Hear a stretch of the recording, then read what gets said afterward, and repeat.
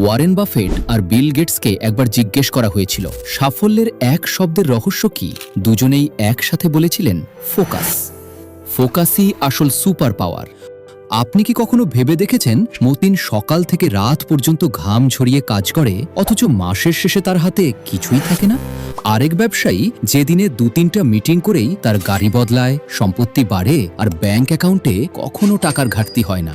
প্রশ্ন হলো, মতিন কি পরিশ্রমী নয়? সে কি ঘাম ঝরায় না? তবুও সে গরিব কেন? এর উত্তর খুব সহজ। খেলা পরিশ্রমে নয়, খেলা হলো সিস্টেমের। আজ আমি বলবো সেই গোপন মানসিকতার কথা যা কোটিপতিদের ভিড় থেকে আপনাকে আলাদা করবে।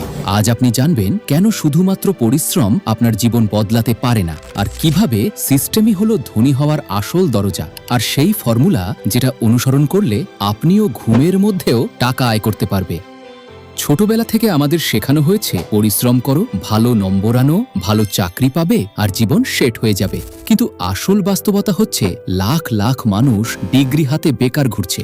কত মানুষ অফিসে 12 থেকে 14 ঘন্টা খেটে ইএমআই দিতে হিমশিম খাচ্ছে। আবার কত মানুষ অবসরের পরেও টাকার চিন্তায় ঘুমোতে পারে না। যদি শুধু পরিশ্রমেই ধনী হওয়া যেত, তবে যারা সবচেয়ে বেশি কাজ করে তারাই সবচেয়ে ধনী হতো। যেমন রিকশাওয়ালা, ঠেলাওয়ালা, নির্মাণ শ্রমিক, দিনমজুর। কিন্তু বাস্তবতা ঠিক উল্টো। যারা সিস্টেম বানায় তারাই ধনী হয়। চলুন ছোট্ট একটা উদাহরণ দেই।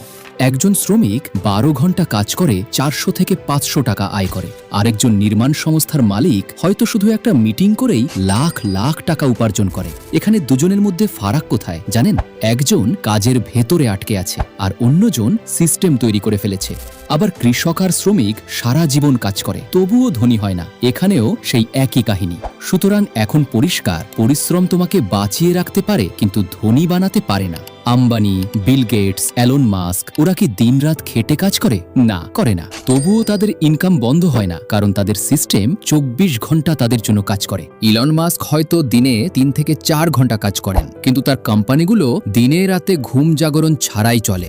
একটা সহজ উদাহরণ দেই। একজন শিক্ষক প্রতিদিন 1 ঘন্টা ক্লাস নেন, 30 জন ছাত্রকে পড়ান। তার কাজ ওই 30 জনের মধ্যেই সীমাবদ্ধ। কিন্তু যদি তিনি একটি অনলাইন কোর্স তৈরি করেন, সেটা লাখো মানুষ দেখতে পারবে।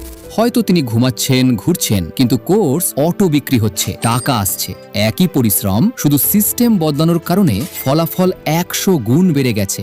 পরিশ্রমের সীমা আছে, কিন্তু সিস্টেমের নেই। সিস্টেম 24 ঘন্টা চলে। আপনি কাজ করেন বা বিশ্রাম নেন, তাতে কিছু যায় আসে না। এই হলো সিস্টেমের শক্তি। গরিব আর ধনীর পার্থক্য পরিশ্রমে নয়, পার্থক্য সিস্টেমে। এখন দেখা যাক টাকা আয়ের 2টা ফর্মুলা। গরিব মানুষের ফর্মুলা: পরিশ্রম গুণ সময়, ফলাফল আসে টাকা। যত ঘন্টা কাজ করবে তত টাকা পাবে। ধনী মানুষের ফর্মুলা: সিস্টেম গুণ স্কিল, ফলাফল আসে পরিশ্রম। অর্থাৎ তারা সারাক্ষণ কাজ করে না, তারা এমন সিস্টেম বানায় যা তাদের হয়ে কাজ করে।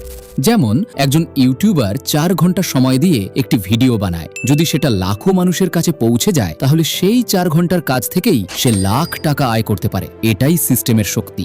গরিব মানুষ সময় বিক্রি করে, আর ধনী মানুষ সিস্টেম বিক্রি করে। গরিবভাবে ভাবলে যত কাজ তত আয়। ধনীভাবে ভাবলে একবার কাজ করব, কিন্তু এমন সিস্টেম বানাবো যা আমাকে সারা জীবন টাকা দেবে। এখন সিদ্ধান্ত আপনার।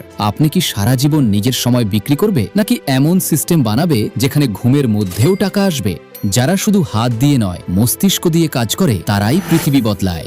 একদিন একজন ধনী ব্যক্তিকে কেউ জিজ্ঞেস করলো, তুমি তো সবকিছু জানো না, তবুও এত সফল কিভাবে? তিনি হেসে বললেন, আমার সবকিছু জানার দরকারই বা কি? আমার অফিসে প্রতিটি সুইচ একজন এক্সপার্টের সঙ্গে যুক্ত। যখনই কিছু জানতে হয়, আমি শুধু সুইচ টিপি আর আমার এক্সপার্টরা এসে আমাকে সঠিক উত্তর দেয়। ভাবো তো, যে মানুষ একা সবকিছু জানার চেষ্টা করে, সে সারা জীবন বইয়ের মধ্যেই ডুবে থাকবে। কিন্তু যে মানুষ সিস্টেম বোঝে, এক্সপার্ট হায়ার করতে পারে, সিস্টেম বানাতে পারে, সেই মানুষই আসল খেলোয়াড়। নিজে করো না, করিয়ে নাও। নিজে দৌড়িও না, সিস্টেমকে দৌড়াতে দাও। নিজে পড়ো না, সিস্টেমকে দিয়ে পড়িয়ে নাও। এখন চোখ বন্ধ করো এবং কল্পনা করো তোমার একটা ছোট ডিজিটাল বিজনেস আছে। তুমি একটা সিস্টেম তৈরি করেছো। ঘুমের মধ্যেই অর্ডার আসছে। সকালে ঘুম থেকে উঠে দেখছো রাতারাতি 50টা অর্ডার এসেছে। তুমি আসলে পরিশ্রম করেছিলে শুধু শুরুতে সিস্টেম বানানোর সময়। এখন সিস্টেমটাই তোমার জন্য কাজ করছে। এটাই আসল মিলিয়নেয়ার মানসিকতা। কম কাজ করো, স্মার্ট ভাবে করো, আর অনেক বেশি ফল পাও। কিন্তু একটা বড় সমস্যা আছে, ভয়। কেউ ব্যর্থতাকে ভয় পায়, কেউ সমাজ কি বলবে তা নিয়ে ভয় পায়, কেউ টাকা হারানোর ভয়ে পিছিয়ে যায়। সত্যি বলতে এই ভয়ই 90% মানুষকে সফল হতে বাধা দেয়। অ্যালন মাস্ককে একবার জিজ্ঞেস করা হয়েছিল, স্পেস এক্স এত রিস্কি ছিল, তবুও কেন আপনার সব টাকা ইনভেস্ট করলেন? তিনি বলেছিলেন, আমি ভেবেছিলাম সবচেয়ে খারাপ কি হতে পারে, ফেল করব। কিন্তু ফেল করলেও অনেক কিছু শিখব। তাই এটা আসলে বড় রিস্ক ছিল না। শিক্ষা একটাই, ভয়কে ফলাফল দিয়ে নয়, শেখার মাধ্যমে মাপো। স্মার্ট টেকনিক ব্যবহার করো। যে জিনিসে ভয় পাচ্ছ লিখে ফেলো। সবচেয়ে খারাপ কি হতে পারে, সবচেয়ে ভালো কি হতে পারে, সবচেয়ে খারাপ হলে কিভাবে সামলাবে। 99% ক্ষেত্রে দেখবে ভয়টা আসলে মনের তৈরি একটা ভ্রান্তি। যখন তুমি সমাজের চিন্তা ছেড়ে নিজেকে মুক্ত ভাবতে শেখো, তখনই তুমি এমন সিদ্ধান্ত নেবে যেটা গড় মানুষ কল্পনাও করতে পারে না। পৃথিবীতে সুযোগের অভাব নেই, অভাব আছে দৃষ্টিভঙ্গির। সফল মানুষ বেসিক কাজ করে না, তারা শুধু তাদের এনার্জি আর ফোকাস সঠিক জায়গায় ব্যবহার করে।